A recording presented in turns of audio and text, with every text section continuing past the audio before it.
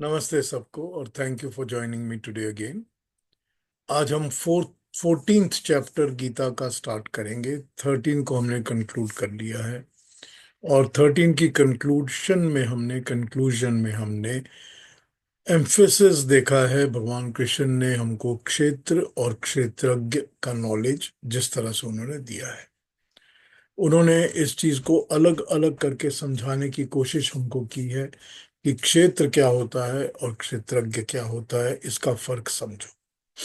और इसका फर्क समझाते समझाते उन्होंने हमारी आत्मा को, हमारे सोल को, रूह को हमारे जिस्म से, हमारी बॉडी से एकदम सेग्रीगेट अलग करके दो अलग अलग एंटिटीज की तरह हमको समझा दिया है कि इसका कर्म क्या है और इसका कर्म क्या है। और तुम कंफ्यूजन में पड़े रहते हो, तभी तुम दूसरी बात, शरीर को अपना कर्म समझते हो, शरीर के सुख को अपना सुख समझते हो, क्योंकि कंफ्यूज रहते हो। आइडेंटिटी कंफ्यूजन हो जाती है, आइडेंटिटी मिक्सअप हो जाती है। तो ये हमको उन्होंने क्षेत्र और क्षेत्रज्ञ के उसमें समझा दिया है। अब 14th में वो इसको आगे बढ़ाएंगे और आगे बढ़ा के वो क्षेत्र को और भी जरा क्लैरिटी के साथ एक्सप्लेन करना शुरू करेंगे कि अल्टीमेटली वो क्या बताना चाहते हैं, उनके प्रिंसिपल में क्या है। इसको समझाएंगे हमको और डिटेल में। तो 14th के पहले, इसको स्टार्ट करने के पहले आज एक उसी के रेफरेंस का एक छोटा सा सांख्य का एक और श्लोक देख लेते हैं। आज भी ये भी उसकी एकदम रेलेवेंट है to what we are going to now see in the 14 chapter, उसके साथ रेलेवेंट है।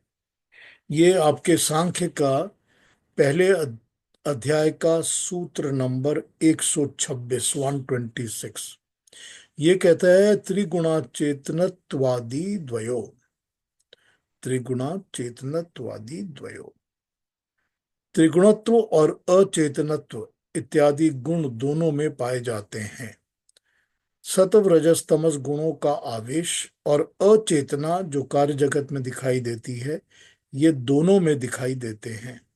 अचेतना का अभिप्राय है प्रकृति के अन्य गुण, क्योंकि ये जड़ है, ये परमाणु रूप है, इस कारण परिणामी है। इस प्रकार के गुण मूल प्रकृति और कार्य जगत दोनों में पाए जाते हैं। कारण और कार्य, कार्य जगत में भी चेतना नहीं देखी जाती। जो परमाणु रूप होता है वो परिणामी होता है। आप प्रिंसिपल को समझिए, कितनी डीप बात बताई है ये एक सेंटेंस के अंदर। जो परमाणुओं से बनता है, परमाणुओं से सारी प्रकृति बनती है, करेक्ट। परमाणुओं से हमारा शरीर बनता है, परमाणु से ही सारा का सारा जो आसपास की सृष्टि, सब कुछ परमाणु से बना हुआ। लेकिन हमारी जीवात्मा परमाणु से नहीं बनती, ठीक। तो जो परमाणु से बनता है वो परिणामी है, उसका कुछ ना कुछ परिणाम तो होगा, कुछ ना कुछ एंड, कुछ ना कुछ रिजल्ट, कुछ ना कुछ फाइनलाइजेशन उसकी होगी। तो टूटेगा, बनेगा, जुड़ेगा, रूप चेंज हो जाएगा, फिर क्रश हो जाएगा, दोबारा बन जाएगा, जो भी होगा परिणाम होते रहेंगे उसके। आत्मा का परिणाम नहीं होता, क्योंकि आत्मा नष्ट नहीं होती, नित्य है, परमानेंट है, हमेशा रहती है। समझ आया? देखा कितना सिंपल तरीके से इस बात को इन्होंने यहां समझाया है। वो परमाणु रूप है, इस कारण से परिणामी है। और ये जो दो चीजें इन्होंने बताई हैं इसके अंदर, तीन गुण, त्रिगुण, त्रिगुण मतलब तीन गुण, जो सत्व रजस और तमस के गुण हैं, वो तीन गुण, और अचेतना, अचेतना जिसके अंदर चेतना नहीं है, जिसके अंदर अवेयरनेस, कॉन्शियसनेस नहीं है, अचेतना। ये दोनों गुण मूल प्रकृति और कार्य जगत दोनों में होते हैं। तो मूल प्रकृति में भी होते हैं, और ऐसा नहीं है कि मूल प्रकृति से जब जगत बनना शुरू होता है तो उसमें चेतना आ जाती है, ऐसा नहीं होता। वो भी अचेतन रहता है, पर उसमें तीनों गुण वैसे ही रहते हैं। अचेतन कार्य जगत तो प्रत्यक्ष दिखता है। कोई भी कार्य जगत का पदार्थ प्राणियों के अतिरिक्त चेतना के लक्षण रखता ही नहीं देखा जाता। चेतना उसमें मानी जाती है जिसमें ईक्षण, देखिए, चेतना उसमें मानी जाती है जिसमें ईक्षण की शक्ति पाई जाती है। ईक्षण क्या होता है? ईक्षण होता है देश काल दिशा ग्रहण करना। देश, काल, दिशा। देश, कोई ना कोई सराउंडिंग, कोई एरिया, कोई जियोग्राफिकल कोई चीज को देखना। काल, टाइम, वक्त, समय। दिशा, डायरेक्शंस, कोई भी डायरेक्शन। इनको ग्रहण करना ईक्षण होता है। इस सामर्थ्य के तीन गुण हैं। कार्य के आरंभ, ईक्षण के सामर्थ्य के तीन गुण: कार्य का आरंभ और अंत करने का निर्णय करना। किसी भी काम का शुरू करना और अंत करने का निर्णय करना। आपके स्टोव के ऊपर रखा हुआ पानी जो उबल रहा है, वो निर्णय नहीं करता। ना आरंभ करने का करता है, ना अंत का करता है। वो आपको करना पड़ता है। तो कार्य को आरंभ करना और कार्य को अंत करने का निर्णय करना, और इसको करने का सामर्थ, एबिलिटीज। कार्य को दिशा देने का सामर्थ, डायरेक्शन देने का सामर्थ। आगे जाएगा, पीछे जाएगा, ऊपर जाएगा, नीचे जाएगा, कितनी देर करेगा काम, कितना नहीं करेगा, पूरी चीजों को, ये सक्सेसफुल ऐसे होगा, ये ऐसे नहीं होगा, सब चीजों को दिशा देने का सामर्थ। और तीसरा, कार्य की अवस्था का निर्णय, मतलब हो गया इसका निर्णय। मैं निर्णय करूंगा कि ये हो गया। मैं निर्णय करूंगा कि मुझको हाफ बेक्ड चाहिए, मेरे को फुल्ली बेक्ड नहीं खाना। ये मैं निर्णय करूंगा कि उसकी अवस्था क्या है। ठीक। संस्कृत भाषा में इसे एक वर्ड में ईक्षण कहा जाता है। ये चेतन के लक्षण होते हैं जो कि जगत में पाए नहीं जाते। जहां तक सत्व, रजस और तमस गुणों का संबंध है, वे तो कार्य जगत के प्रत्येक पदार्थ में प्रत्यक्ष और छिपे हुए दोनों अवस्थाओं में मिलते हैं। कार्य जगत में सब रासायनिक क्रियाओं में होने वाले परिवर्तन इन गुणों के कारण ही होते हैं। इसीलिए ये सूत्र कहता है कि त्रिगुणात्मकत्व और अचेतना विद्यमान है प्रकृति के दोनों रूपों में। प्रकृति के दोनों रूपों में अचेतना है, नॉन कॉन्शियसनेस है, नॉन अवेयरनेस है, और तीन गुण हैं, त्रिगुण हैं। ये प्रकृति के मूल प्रकृति में भी है और कार्य प्रकृति में भी है। तो कारण और कार्य, कारण कॉज, और कार्य जो एक्टिव हो जाता है, इफेक्टिव होता है, वो अफेक्ट। तो कॉज एंड इफेक्ट दोनों में ये प्रेजेंट है। तो ये श्लोक मैंने पढ़ा था सांख्य का, और इसमें बहुत इंटरेस्टिंग तरीके से समझाया गया है कि आत्मा के ईक्षण के गुण क्या होते हैं। अब आप देख लीजिए कि जो भी प्रकृति की चीज है, कभी हम कहते हैं पेड़ों में जान होती है, कभी हम कहते हैं कि पहाड़ों में जान। देख लीजिए कि ये गुण ईक्षण के हैं कि नहीं है, कि वो किसी चीज को काल, देश और अवस्था के हिसाब से उसका डिसीजन ले सकते हैं कि नहीं ले सकते, कर सकते हैं कि नहीं कर सकते, क्योंकि ये काम सिर्फ चेतन तत्व करता है। ये है डेफिनेशन ईक्षण की, जो कि चेतन का गुण है, और वो अचेतन का यानी कि प्रकृति का और इनका गुण नहीं है। 14th अध्याय को शुरू करता हूं। इसका जो थोड़ा सा इंट्रोडक्शन है वो पढ़ देता हूं, फिर इसके श्लोकों पे आ जाते हैं। गुण त्रय विभाग योग, 14वां अध्याय। गीता का मुख्य विषय निष्कामता और निस्संगता है। सकामता और संग भाव तभी उत्पन्न होता है जब हमें अपने कर्म को हम कर्ता समझते हैं और हम ही अपने आप को भोक्ता भी समझते हैं।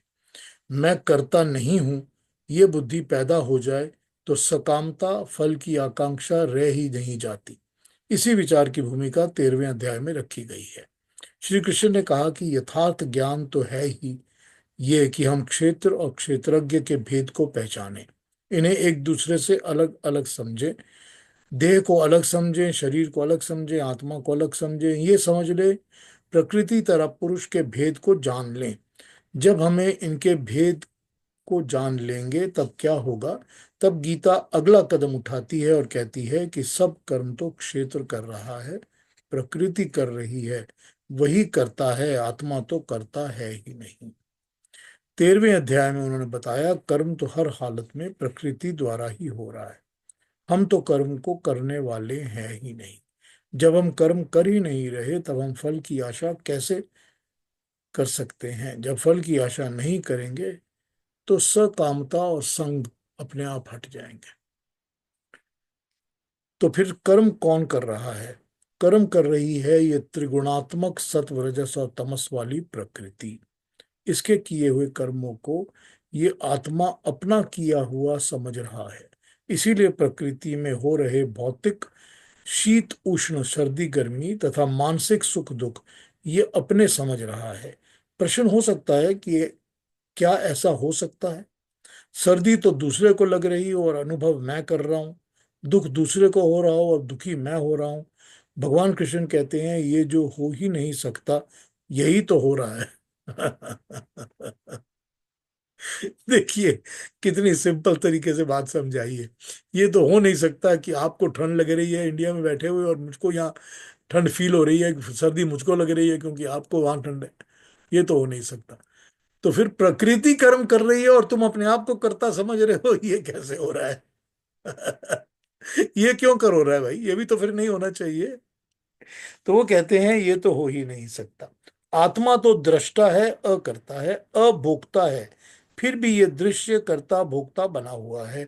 जीवन में हम देखते नहीं कि अनेक बार हम दूसरों के दुखों में दुखी होते हैं, दूसरों के सुखों में सुखी भी होते हैं। गोली दूसरे को लगती है, हम चिल्लाने लग जाते हैं।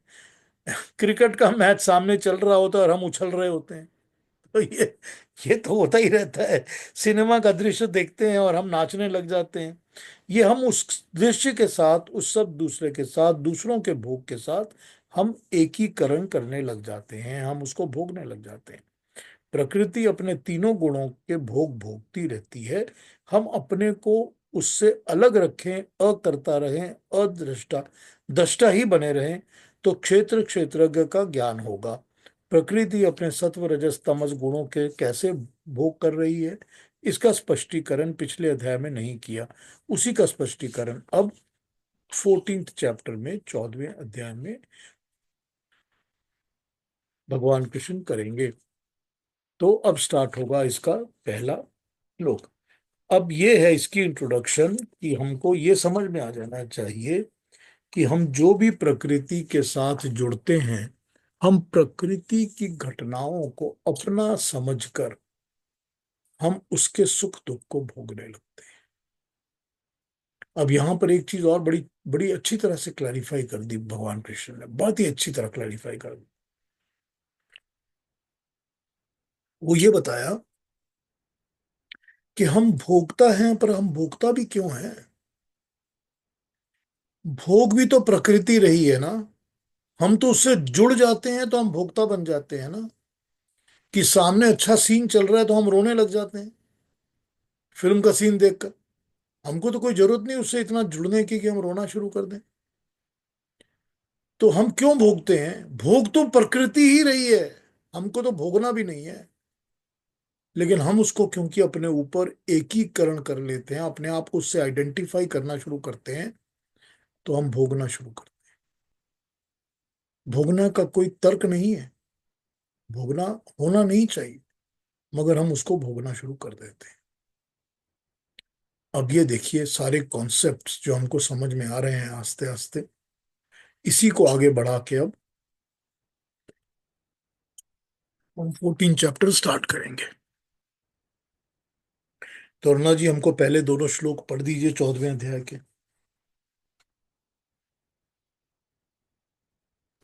जी। परम भूय।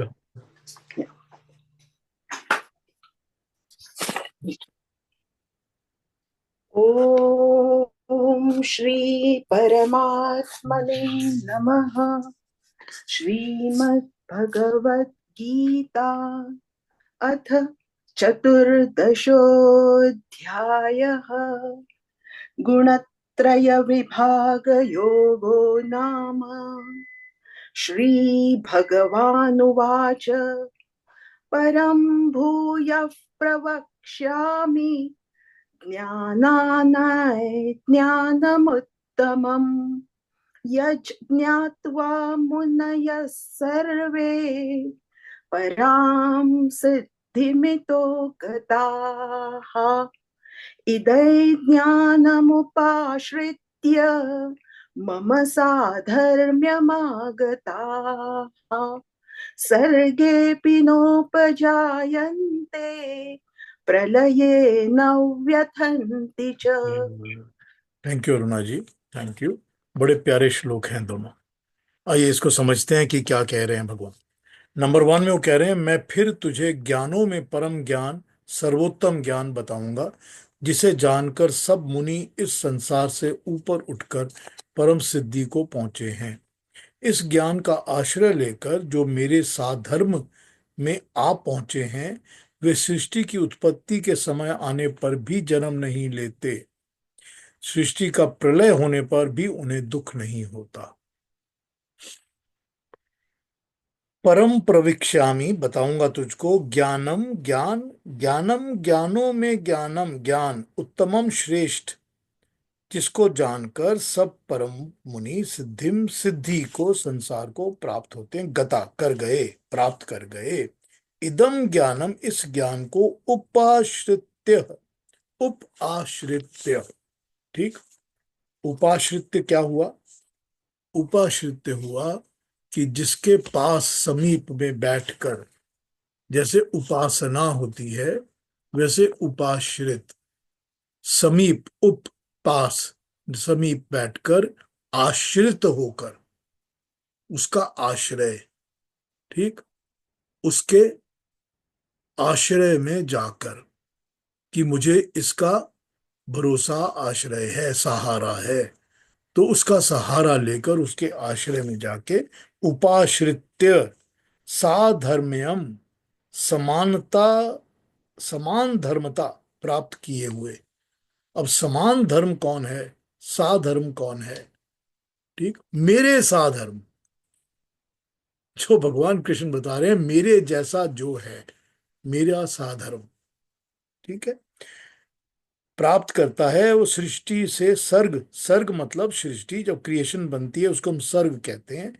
और उपजायन्ते, जन्म धारण करते, प्रलय, ना कि उसमें दुखी होते हैं, व्यथंती, दुखी नहीं होते, ना प्रलय में दुखी होते हैं, और ना उनको सर्ग के समय जन्म लेता पड़ता है।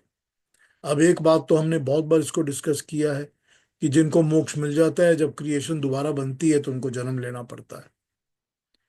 तो यहां पर इन्होंने कह दिया ना कि जो मेरी बात सुन के मोक्ष प्राप्त करेंगे उनको फिर स्वर्ग बनने पर जन्म नहीं लेना पड़ेगा। तो मतलब ये है कि और भी लंबी उनको मोक्ष की प्राप्ति हो गई। इस टाइम फ्रेम के, हमारी इस क्रिएशन और अगली क्रिएशन के बियॉन्ड भी उनको टाइम, मोक्ष की प्राप्ति हो गई। एक तो ये बात हो गई यहाँ पर। फिर ये जो कह रहे हैं इस श्लोक के में, साधर्म शब्द विशेष महत्व का है। श्री सातवलेकर साधर्म पर लिखते हुए कहते हैं कि ईश्वर के जो धर्म है, गुण हैं, उनके समान साधक के गुण को हो जाना साधर्म है।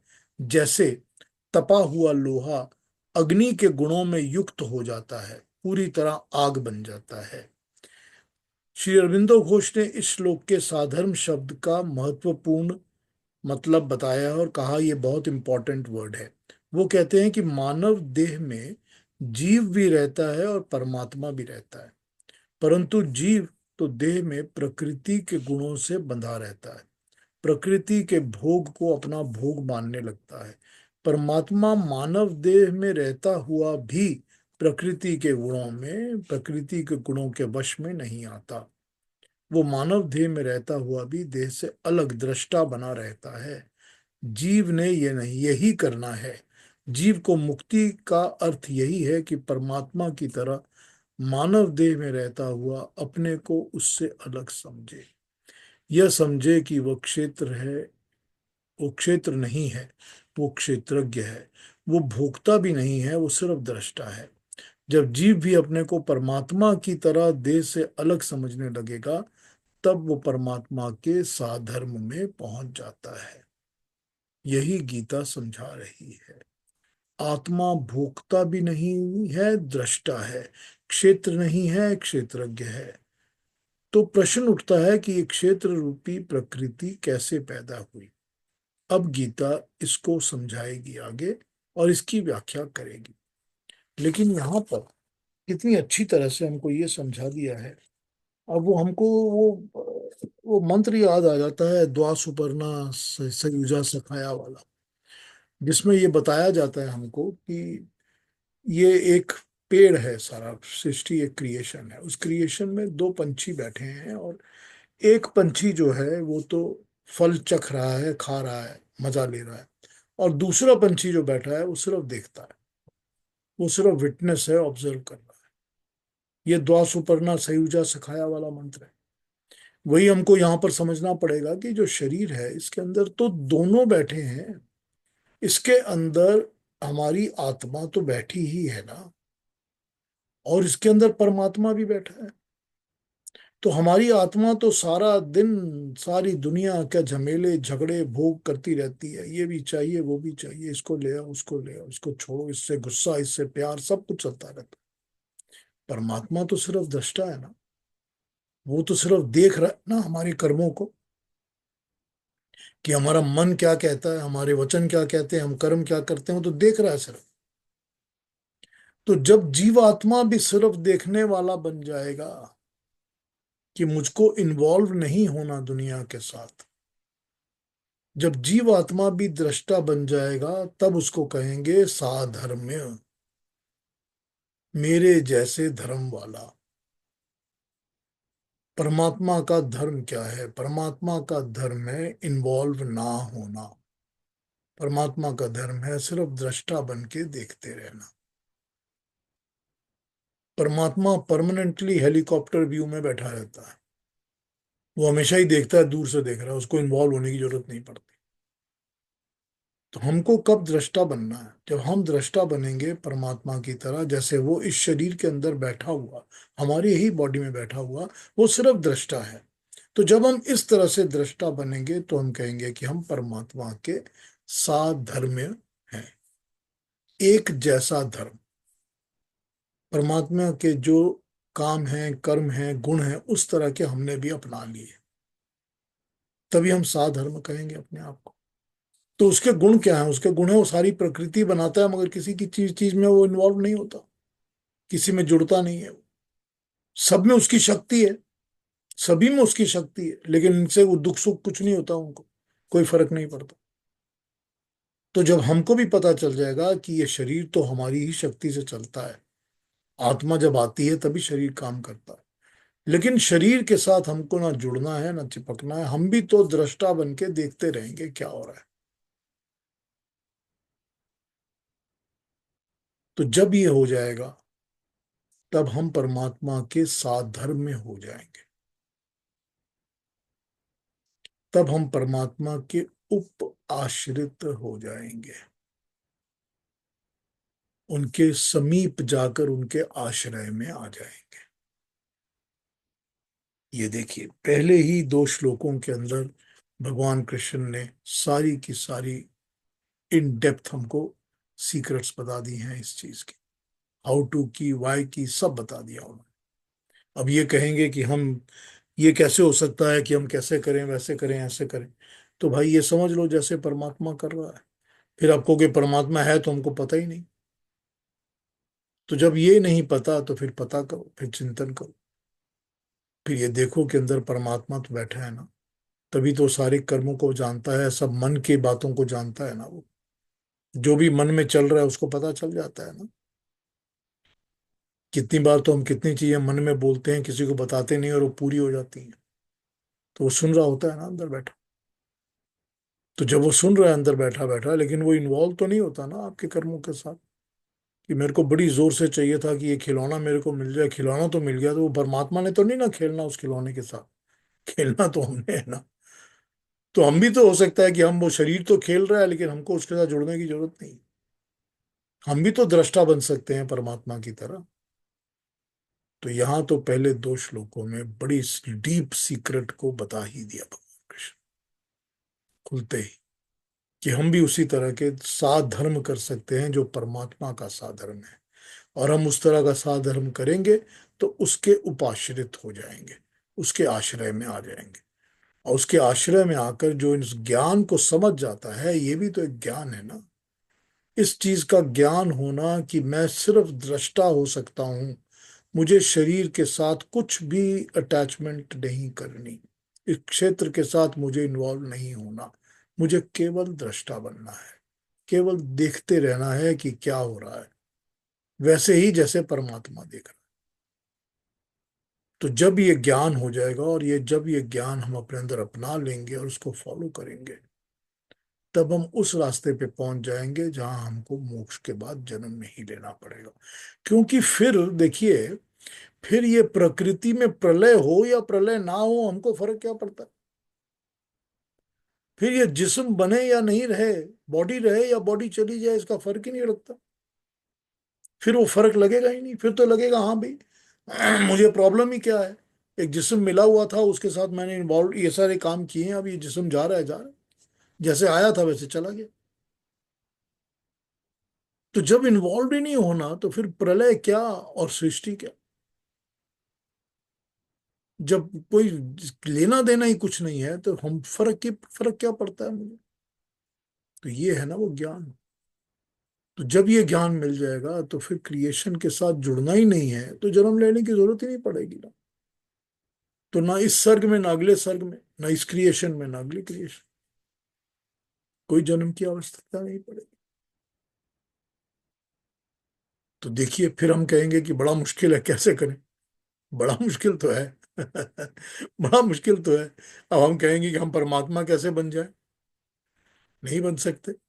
लेकिन वही होता है ना, कि जापान वालों ने जब उनके ऊपर बॉम्ब गिर गया था, तो उन्होंने कहा था कि हमको तरक्की कैसे करनी है।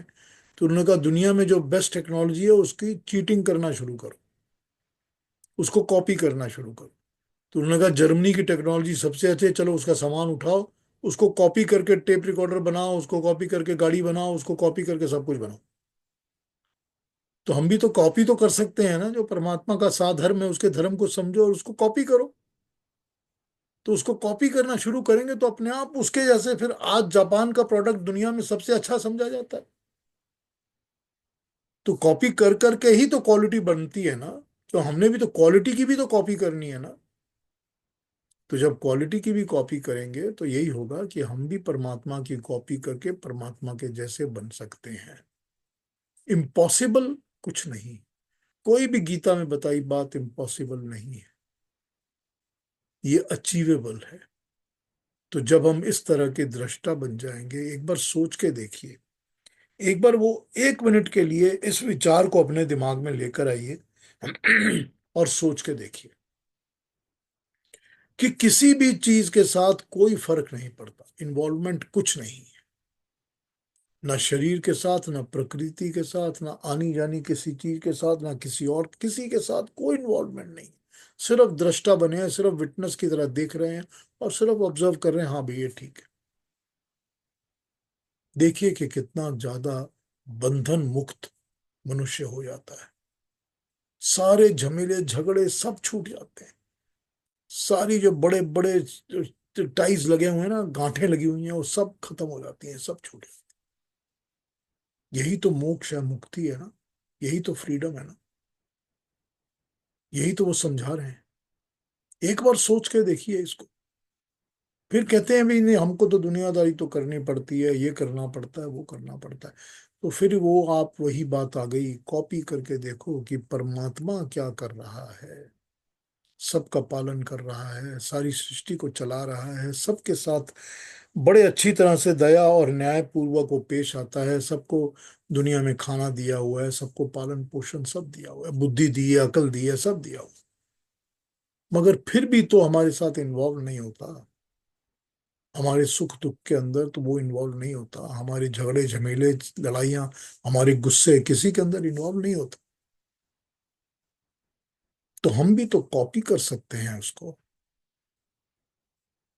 और कोई छोर पकड़ के शुरू कर लीजिए, शुरू करके देखिए। फिर देखिए इसमें कितना आनंद है। फिर आप कभी दोबारा इन्वॉल्व ही नहीं होंगे जब छूट जाएगा तो इसी को तो हम लोगों ने सन्यास कहा हुआ है ना। इसी बात को तो हमने सन्यास कहा हुआ है ना। यही तो होता है जो सन्यास होता है ना। सन्यास लेने के लिए कहीं जंगल वंगल में जाने की जरूरत नहीं पड़ती। ना पहाड़ों में जाने की जरूरत पड़ती है। सन्यास तो मानसिक सन्यास है, मनुष्य दिमाग से ले सकता है किसी भी समय, कभी भी इस चीज को प्रैक्टिस कर सकता है। तो ये पहले दो श्लोकों में ये बात बताई गई है जो कि बहुत डीप और इंटरेस्टिंग है। तो मैंने सोचा थोड़ी देर उस पर बात करें, फिर आगे बढ़ेंगे। तो अगले दो श्लोकों पे आ जाते हैं। दो के बाद तीन और चार पे आ जाते हैं। अब तीन तीन और चार से वो प्रकृति और ब्रह्म की बातें शुरू करेंगे। महद ब्रह्म और महद प्रकृति की बातें शुरू करेंगे। तो तीन और चार को हमको पढ़ के सुना दीजिए अरुणा जी। जी। Thank you. मम योनिर्महद् ब्रह्म तस्मिन् गर्भं दधाम्यहम् सम्भवः सर्वभूतानां ततो भवति भारत सर्वयोनिषु कौन्तेय मूर्तयः सम्भवन्ति याः तासां ब्रह्म महद्योनिर् अहं बीजप्रदः पिता। थैंक यू अरुणा जी। आइए अब नया कॉन्सेप्ट आ गया। बीज और पिता, परम ब्रह्म, ठीक है। पहले तीसरे श्लोक में वो कहते हैं महद ब्रह्म अर्थात प्रकृति मेरी ही योनि है, उसमें मैं बीज डालता हूं। हे भारत, मेरे उस बीज से समस्त जड़ चेतन उत्पन्न होते हैं। हे कौन्तेय, मनुष्य पशु पक्षी आदि सब योनियों में जो रूप उत्पन्न होते हैं उन सब की योनि महद ब्रह्म अर्थात प्रकृति है, और उन्हें बीज देने वाला पिता मैं हूं।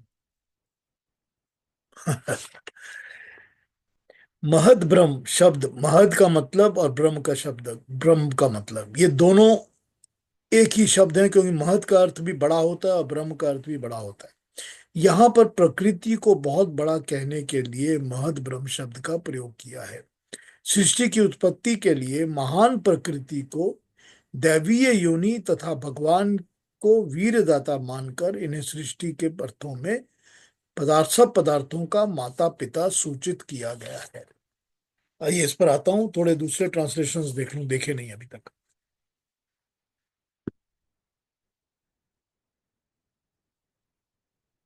दो से चार तक पढ़ देता हूं सारे।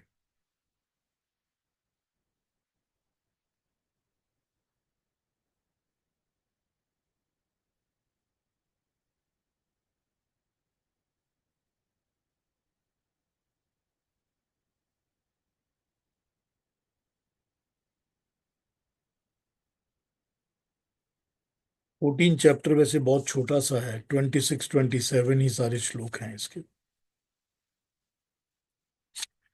खैर, Shri Bhagwan says, I shall expound once more the supreme knowledge, the best of all knowledge, acquiring which all sages have attained highest perfection, being liberated from the mundane existence. Those who, by practicing this knowledge, have entered into my being are not born again at the cosmic dawn, nor feel disturbed even during the cosmic dissolution. My premortal nature, known as the great Brahma, is the womb of all created creatures. In that womb, I place the seed of all life. The creation of all beings follows from that union of master and spirit. Of all embodied beings that appear in all the species of various kinds, Arjun, Prakriti or nature is the conceiving mother. Prakriti is the mother, while I am the seed giving father. जगत पिता परमात्मा।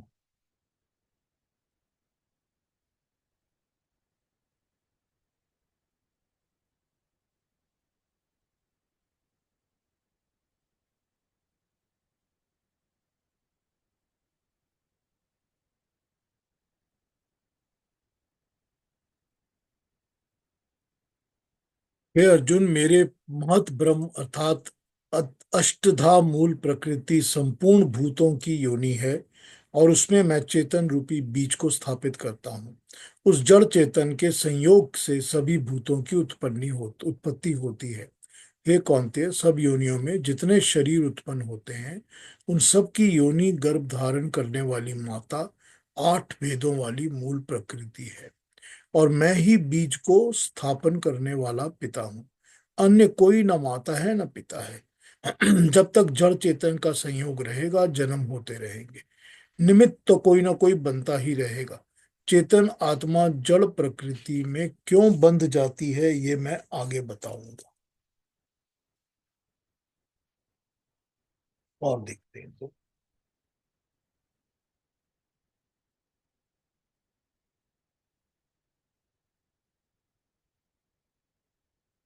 हे भारत, मुझे अगला जन्म कैसा प्राप्त होगा, ये मैं किसी से पूछने क्यों जाऊं। महान ब्रह्म वो वही है जिससे मैं जीवन भर जो कर्म करता हूं, वो अगले जन्म के लिए गर्भाधान कराता है। प्राणी मात्र का जन्म इसी इसी स्वकर्म रूपी गर्भाधान से ही तो होता है। जो मनुष्य अपनी पत्नी की योनि को एक पवित्र वेदी समझकर उसमें पवित्र वीर्य का हवन करता है, वो भली प्रकार जानता है कि मैं उत्तम संतान पाऊंगा। इसी प्रकार जिसने जीवन भर उत्तम से भी उत्तम स्वकर्म से भगवान रूपी योनि की आराधना की है, वह अगले जन्म में कैसा बनेगा, यह वो भली प्रकार जानता है। और इसके विपरीत जिसने इस योनि का अपमान किया है, वो नया जन्म कैसा उसका कुत्सित होगा, ये भी वो भली प्रकार जानता है। इसीलिए 18वें अध्याय के 46वें श्लोक में बताया है कि सो यह स्वकर्म द्वारा भगवान की अर्चना, भगवान रूपी योनि में गर्भाधान करके अपने नवीन जन्म, आगामी जन्म का पिता स्वयं बनना है।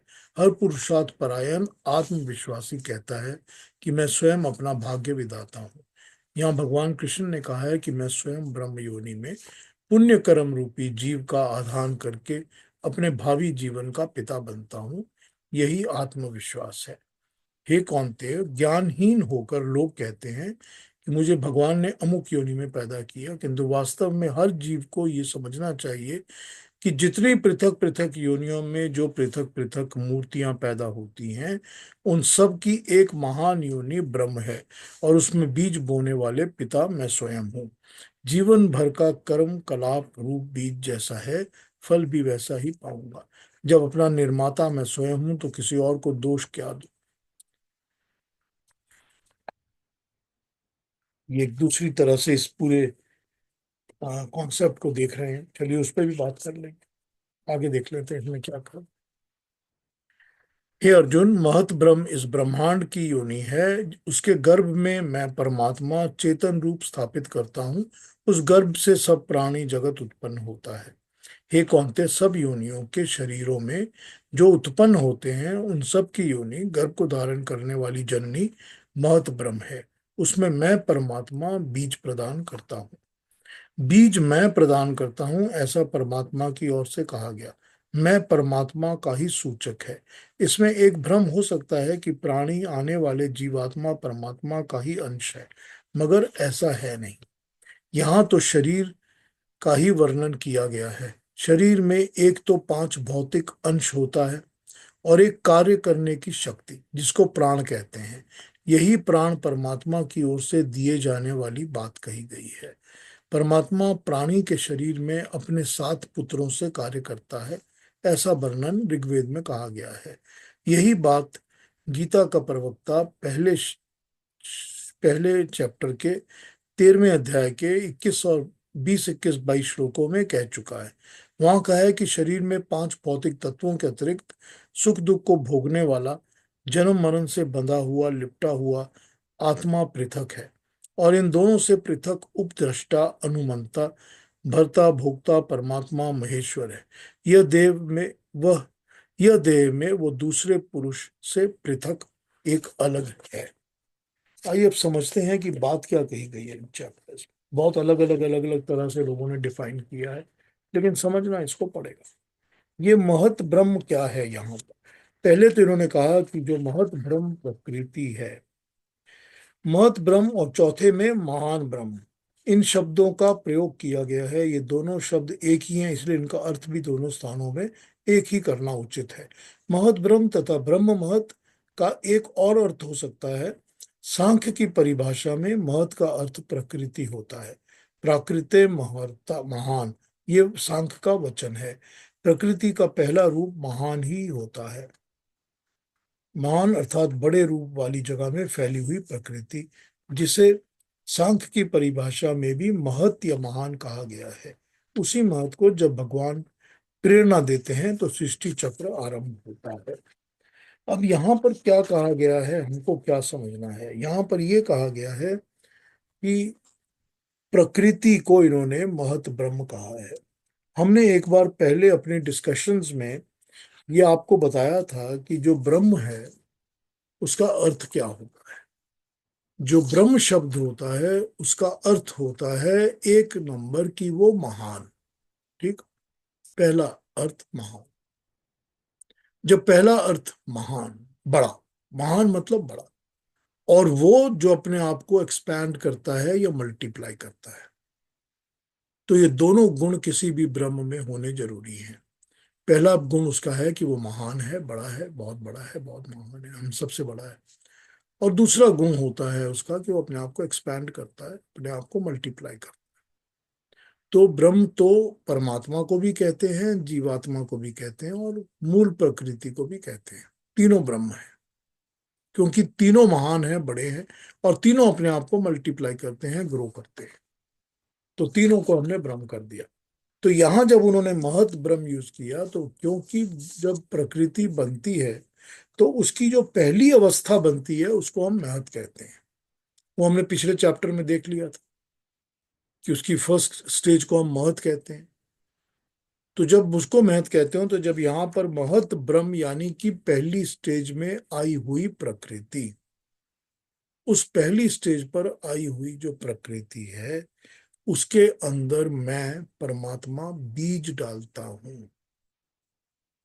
तो पहली बात तो यह है कि पहली स्टेज में आने से पहले प्रकृति रिसेप्टिव नहीं होगी। जो मूल प्रकृति होगी, जिसने अभी क्रिएशन या बनना शुरू नहीं किया, वो रिसेप्टिव नहीं होगी, उसमें परमात्मा अपना तेज या बीज नहीं डाल सकते। तो जब परमात्मा उस प्रकृति को चलायमान कर देते हैं, वो एक्टिव हो जाती है, महत बनना शुरू होता है, तभी वो जाके रिसेप्टिव होती है, और तब उसमें परमात्मा अपना बीज डालते हैं। तो मैं उसके अंदर अपना बीज डालता हूं, जिससे कि समस्त जगत जगत उत्पन्न होता है। अब मनुष्य, पक्षी पक्षी आदि सब योनियां उसी तरह से उत्पन्न होती हैं। ये मेरे बीज से होती है, मैं ही इन सब का पिता हूं। तो अब दो बातें यहां पर समझ जानी चाहिए। एक तो हमको ये समझ में आ जाना चाहिए कि जितनी भी योनियां, यानी कि डिफरेंट फॉर्म्स ऑफ लाइफ जो जिंदा है, चाहे वो पशु है, पक्षी है, मनुष्य है, जो भी है, ठीक, हर चीज की योनि।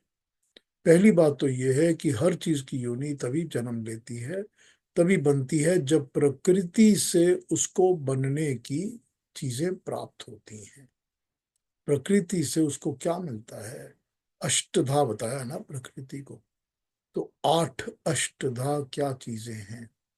अष्टधा में पांच तो आ जाती हैं महाभूत, पांच महाभूत, यानी कि five elements: earth, fire, wind, water and space, ether. ये पांच तो पहले अष्टधा में आ जाते। फिर मन, बुद्धि और अहंकार, ये तीनों चीजें और आ जाती हैं, वो भी प्रकृति से आ जाती है। तो अष्टधा प्रकृति से हर को ये चीज मिलती है, तभी उसका शरीर बनता है। तो इन सब चीजों को बनना भी तो तभी होता है जब मैं प्रकृति को चलायमान करता हूं, एक्टिवेट करता हूं।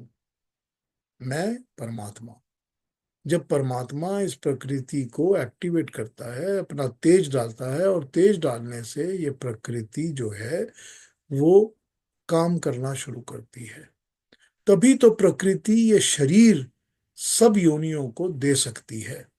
चाहे वो छोटे से छोटी मक्खी हो और चाहे बड़े से बड़ा हाथी हो, सबको शरीर तो प्रकृति देती है, और सबको एक ही शरीर मिलता है। उसमें यही सब चीजें होती हैं, जो 8 चीजें बताई गई हैं प्रकृति की, वही तो 8 चीजें होती हैं ना हर शरीर के अंदर। तो वही मिलती है प्रकृति से इन चीज सबको चीजें। तो पहली बात तो ये है कि जो प्रकृति से आपको शरीर मिलेगा वो भी तो परमात्मा के बनाए दिए हुए तेज जब काम करेगा तभी तो शरीर बनना शुरू होगा। और दूसरी बात फिर उसमें आत्मा किस तरह आएगी, फिर उसमें जिसमें कोई भी किस आत्मा को कहाँ जाना है, किस आत्मा का कहाँ निवास है, क्या करना है, ये भी तो परमात्मा ही करेगा ना। और उसके बाद परमात्मा ही तो प्राण देगा ना। प्राण तो प्रकृति से नहीं मिलते, प्राण तो किसी और से नहीं मिलेंगे, प्राण तो परमात्मा ही देगा। तो मैं ही तो पिता हूं जो हर चीज का बीज हूं। कोई भी योनि को ना क्यों ना हो, कोई भी फॉर्म ऑफ लाइफ क्यों ना हो, हर एक फॉर्म ऑफ लाइफ का बीज, सीड मैं हूं। मैं ही बीज हूं जिससे कि सारा की सारी क्रिएशन बनती है। इसीलिए तो हम पिता उसको परमात्मा को परम पिता परमेश्वर कहते हैं। इसीलिए तो उसको हम जगत पिता कहते हैं, क्योंकि वो सब चीज हर चीज का पिता है। उस वही है जो सीड प्रोवाइड करता है। अब यहां पर उसने इसको कंपेयर कर लिया कि जैसे कोई पुरुष मेल आदमी किसी स्त्री के अंदर, औरत के अंदर अपना सीड देता है, तभी तो औरत के गर्भ में बच्चा बनना और पलना शुरू होता है ना। और फिर पूरा का पूरा इंसान बन जाता है ना पेट के अंदर। सब कुछ वैसा ही होता है ना, आंखें, नाक, हर पांव, सब कुछ, बाल वगैरह सब बन जाते हैं। सब कुछ बन जाता है, अंदर का सिस्टम सब बन जाता है, नाड़ियां फाड़ियां सब, हार्ट वगैरह सब बनने लग जाता है, ब्रेन, एवरीथिंग। बनता कहाँ से है? बनाती तो फिर वो माँ का गर्भ है ना। लेकिन सीड बाप देता है। यही तो बताया यहां पर कि मैं पिता हूं जो प्रकृति के गर्भ में बीज डालता है, तो प्रकृति अपने गर्भ में ये चीजें बनाती है, हर योनि को बनाती है। Everything is made from the same, by the same प्रकृति, फ्रॉम माय सीड। यही तो समझा रहे हैं वो। अब इसी को कॉन्सेप्ट को हम लोग जो हैं, हिंदू जो हैं, इसी कॉन्सेप्ट को तो हम शिव और शक्ति या शिव और पार्वती कहते हैं। हम यही कहते हैं कि वो शिव है जो कि कल्याणकारी है, दुनिया का सबका भला करता है। इसीलिए तो वो बीज डालता है कि उसने कल्याण करना है, भला करना है। और माँ है जो पार्वती है, शक्ति है, वो सबकी माँ है। वो माँ है तभी तो क्रिएशन को पैदा करती है, संभालती है, रखती है गर्भ में, और सब जन्म लेते हैं। तो ये जो बाई फोकल, बाई पॉइंट की चीज है, बाई डायमेंशन चीजें हैं, इसको ही तो हम शंकर, शिव और पार्वती कहते हैं ना, समझने के लिए। यही तो परमात्मा यहाँ बता रहे हैं कि मैं ही हूं जो इस प्रकृति के गर्भ में बीज डालता हूं, और मैं ही सब चीजों का पिता हूं। कोई भी चीज हो, सब चीज का पिता मैं ही, परमात्मा ही है। और बनती चीजें उस प्रकृति की अष्टधा क्वालिटी से हैं। 8 चीजों को धारण करने वाली क्वालिटी, जो 8 को धारण करे वो अष्टधा। और वो 8 अभी बता दिया आपको, मन, बुद्धि और अहंकार, और 5 महाभूत। क्योंकि हर शरीर, हर जिस्म इसी से बनता है, हर फिजिकल चीज इसी से बनती है, हर पेड़ पौधा सब कुछ इससे ही बनता है। तो ये भगवान कृष्ण यहाँ पर बता रहे हैं कि किस तरह से मैं ही हूं जो सारी की सारी क्रिएशन का पिता हूं, क्योंकि मैं ही बीज डालता हूं सब चीजों का। तो फिर हम अपने को कर्ता समझने लगते हैं ना। हम अपने को समझते हैं कि मैं ही सब कुछ कर रहा हूँ, जबकि जबकि करने वाला तो वो ऊपर बैठा है, वो कर रहा है सब कुछ। मगर वो करता हुआ भी तो इन्वॉल्व नहीं होता, ना जुड़ता है ना चिपकता है। करता तो सब कुछ है, बीज वो प्रोवाइड करता है, बीज तो डाल दिया, उसके बाद वो इन्वॉल्व नहीं होता। उसको ना फल चखना है, जिस बीज का से जो पेड़ निकला है उसका फल उसको नहीं चखना, और ना उसको उसका आनंद लेना है। हाँ, पालन पोषण वो करता है, वो अपना काम करता है। तो यहाँ पर परमात्मा और प्रकृति के अलग अलग गुण और उसके अलग अलग कार्य, ये हमको सब समझाए जा रहे हैं। हमको बता दिया कि प्रकृति तीन गुणों से बनती है। वो तीन गुणों वाली जो प्रकृति है, उस प्रकृति के अंदर ये सत्व रजस और तमस के गुण प्रकृति की हर वस्तु में पाए जाते हैं। यही गुण हमारे अंदर भी पाए जाते हैं, क्योंकि हम हमारा शरीर और हमारा सब कुछ प्रकृति से बना हुआ है। लेकिन ये तीन गुण आत्मा के गुण नहीं है, ये हमको बता दिया गया है। क्षेत्र और क्षेत्रज्ञ के समय ये समझा दिया गया। फिर ये बता दिया गया कि ये तीन गुणों वाली प्रकृति अष्टधा प्रकृति है। गुण तो तीन है, लेकिन इसमें ये 8 चीजें हैं जो इसने धारण की हुई हैं, इसी से ये बनती है। फिर हमको बता दिया कि इष्टदा प्रकृति में जो भी कुछ होता है वो परमात्मा की शक्ति और तेज से होता है। फिर परमात्मा और तेज की शक्ति और तेज से हमको जो मिलता है वो होता है कि परमात्मा ही बीज है, वही प्राण देने वाला है, परमात्मा है, वही बीज है, सबका पिता वही है, सबका जन्मदाता पिता वही है। तो ये हमने आज 1 to 4 श्लोकों में देखा है, 14वें अध्याय के 14th अध्याय के। आप लोगों ने कुछ पूछना कहना हो तो पूछ लीजिए। हाँ, टाइम होने लगा है। कर ली, कोई भी बात कहनी हो पूछ लीजिए, कह लीजिए। हाँ जी।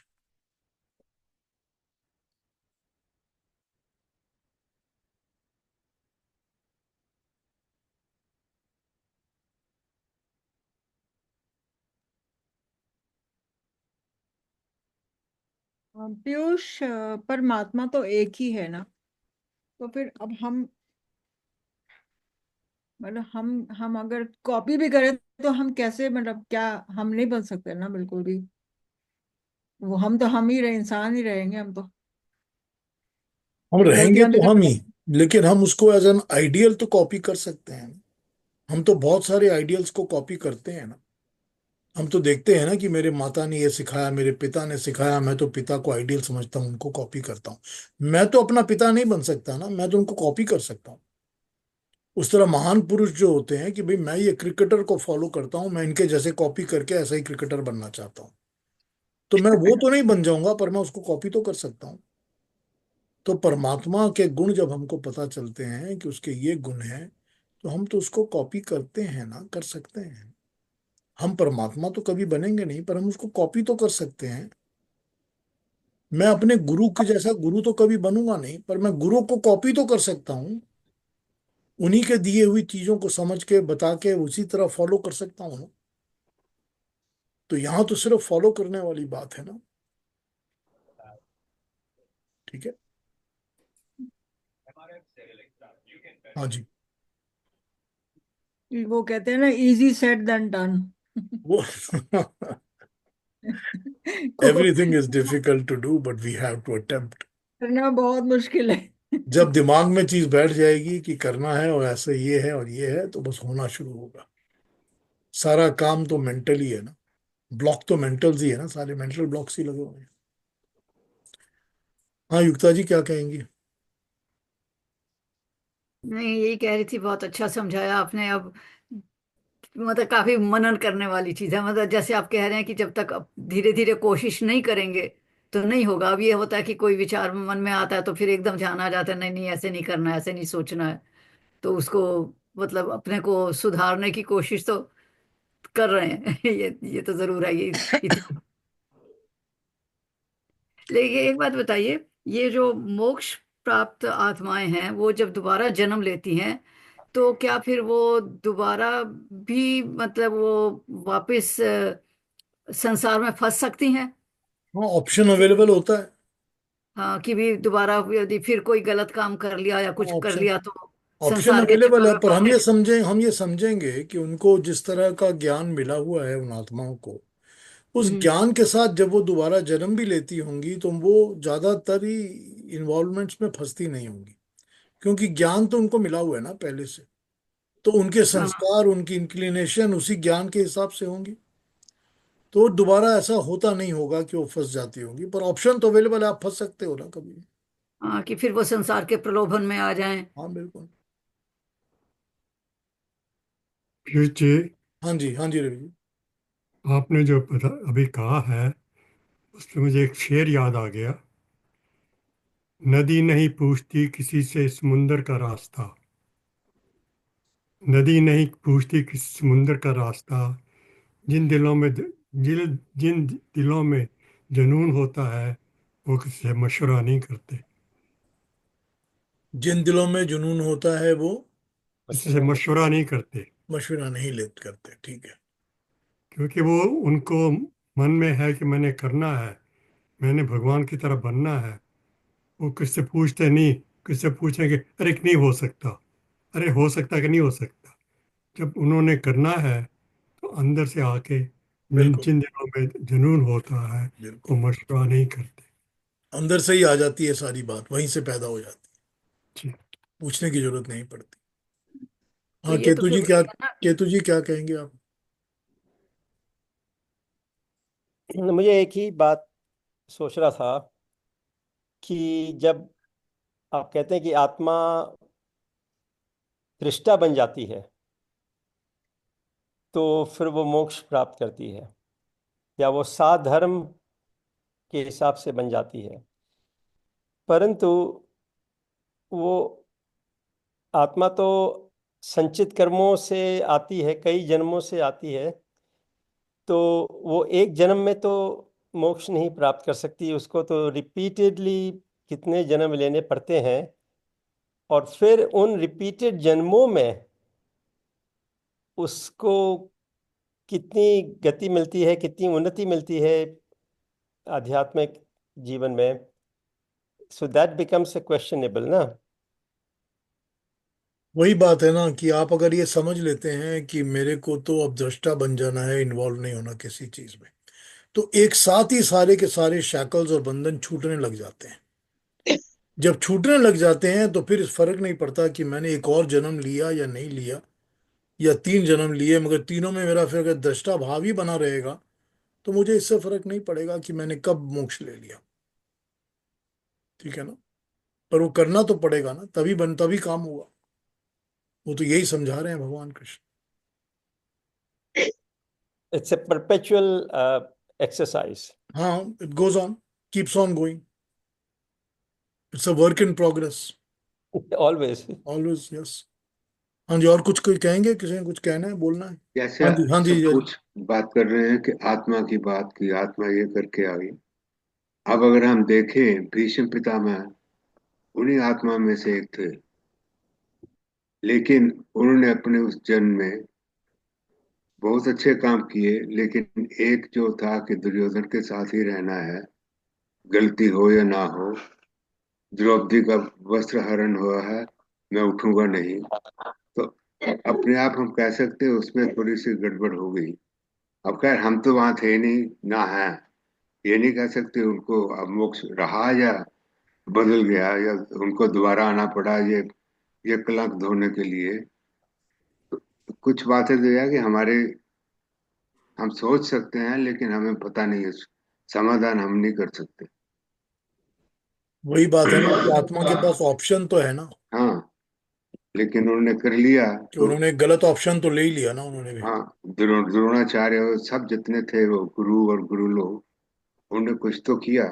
ठीक तो बात है। उसका फिर वो सब आत्माएं थी हमारे हिसाब से जिनको मोक्ष मिल चुका था। या मिल सकता है, या मिल लेकिन सकता था, हाँ, ज्ञानी तो थे ना। हाँ, लेकिन अब ऐसा करेंगे तो जो जो जन्म लेगा उसको ये हमेशा से कुछ ना कुछ तो दिमाग में होगा कि उनका पथ भ्रष्ट हो जाए। ठीक बात। हाँ जी, और कोई कुछ पीयूष कहेंगे? जी, पीयूष जी, हाँ जी।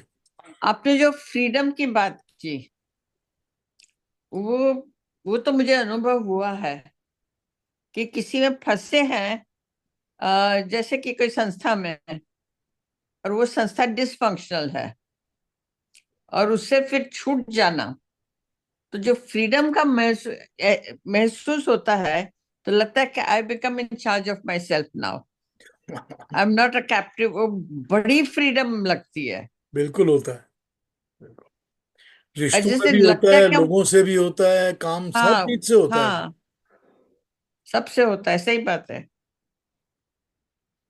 पर हाँ वो जी। वो बड़ी मुश्किल से छटपटाते छटपटाते भागना होता है। हाँ, वो पहली छटपटाहट होती है, उसके बाद हाँ फ्रीडम होती है। फिर हाँ, समझ में आता है कि ओहो हो, कितना मजा आ कितनी गया। फ्रीडम मिल गई। हाँ हाँ, बिल्कुल, ऐसा ही होता है, ऐसे ही फील होता है। ऐसा ही छटपटाहट तो होती है।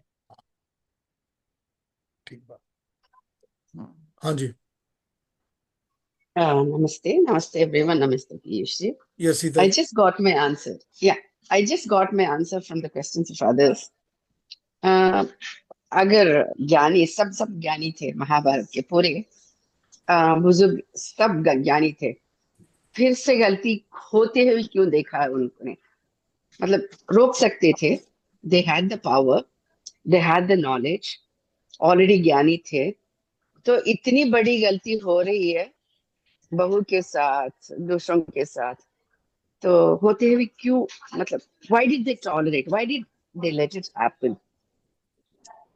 So the एक soul already had some knowledge of what is right and what is wrong. एक स्वामी सत्यपति जी अपने नोट्स के अंदर एक कहानी बताते हैं। उनके योग के ऊपर नोट्स हैं, बहुत बड़ी मोटी मोटी 3 किताबें हैं योग दर्शन पर। उसमें वो एक कहानी बताते हैं, मैं जानता हूँ, मैं पर्सनली मिल चुका हूँ उस इंसान को। वो एक ऐसे स्वामी की कहानी बताते हैं जो स्वामी बना हुआ है, संन्यास लिया हुआ है, सारी दुनिया में वो हिमालय के जो एक स्वामी रामा थे उनकी मैसेज को स्प्रेड करता था, उनका वो चेला था, उनका वो शिष्य था, सब जगह स्प्रेड करता था, स्वामी बना हुआ था। लेकिन जब उसकी उम्र हो गई और वो he became an older man, then only because he got the assurance of becoming the head, वो एक ऐसे जाके ऑर्गेनाइजेशन के साथ जुड़ गया जो कि उसके सारे प्रिंसिपल्स के अगेंस्ट में काम करती थी। लेकिन वो ऑर्गेनाइजेशन ने कहा कि हम आपको अपना हेड बना लेंगे और आप यहाँ आराम से रहिए, आपको 5 स्टार फैसिलिटीज देंगे, आपके इतने चेले बन जाएंगे, आप मौज करो। So because he knew that my end is probably going to come, I have become an old man now. So let me enjoy my old age with the prestigious position I am getting. और उसकी वहीं पर उनकी मौत हुई थी, और मौत होने के बाद उनको वो कुर्सी में बिठाकर और वैसे करके गंगा में डाल दिया गया था, and all that things. And this is all story written by Swami Satyapati ji. This is exactly what happened to all these people.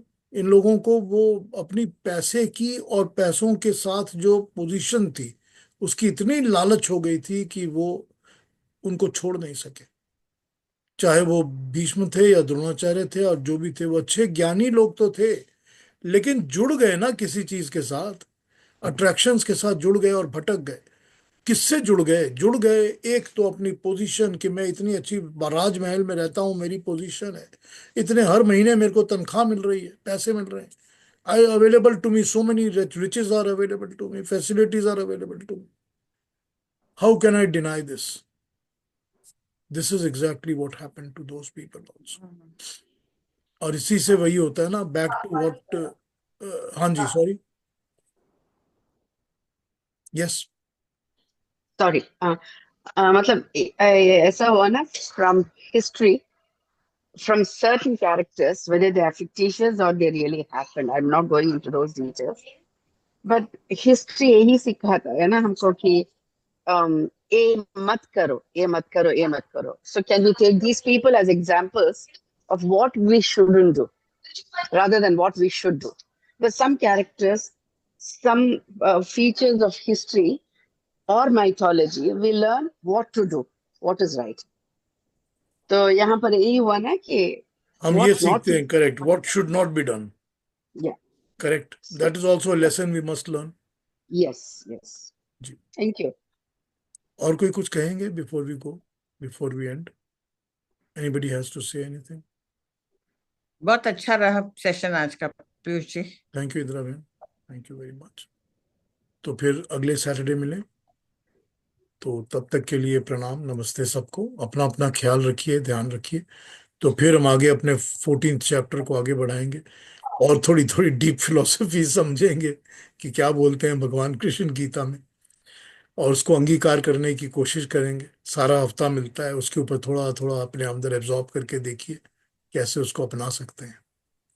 चलिए फिर नेक्स्ट सैटरडे को मिलते हैं। सबको प्रणाम। नमस्ते। नमस्ते। Namaste. Namaste.